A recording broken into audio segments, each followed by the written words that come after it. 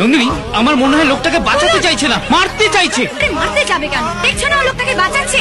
টেনে তুলুন, ওপরে টেনে তুলুন। প্যাকেট দেখে চেল্লাচ্ছে, শক্ত করে ধরে ধরে মালটার ভেতরটা দেখলো না। হ্যাঁ, ধরুন ধরুন, ওপরে ওপরে, হ্যাঁ আস্তে আস্তে, ওপরে ওপরে, ওপরে তুলুন, ওপরে তুলুন, ওপরে ওপরে ওপরে ওপরে।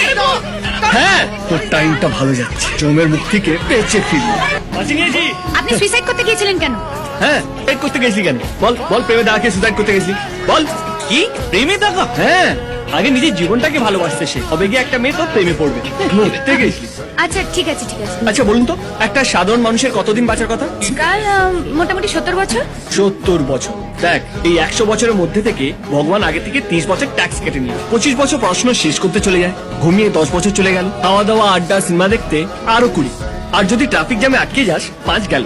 রেশন দোকান, কেরোসিন তেল আর হোটেল লাইনে দাঁড়িয়ে থেকে আরো 5।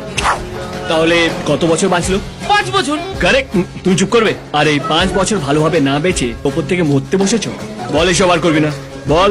আমার ভুল হয়ে গেছে দাদা, আমার মাফ করে দিন, আমার মাফ করে দিন। আমার এসব ভালো লাগে না। আর হ্যাঁ, এই ভুলটা যদি আরেকবার হয়েছে তাহলে সেকেন্ড চান্স। আপনি তো অসাধারণ। একটা মানুষকে শুধু বাঁচালেন না, তার মধ্যে বেঁচে থাকার আনন্দটা জাগিয়ে তুললেন। সত্যি আপনার মতো মানুষ হয় না। হসপিটালে যখনই আমরা কোনো পেশেন্টকে বাঁচাই, আমরা সেই দিনটা সেলিব্রেট করি। আপনার কি আমার সাথে 1 কাপ কফি খাবার মতো সময় হবে?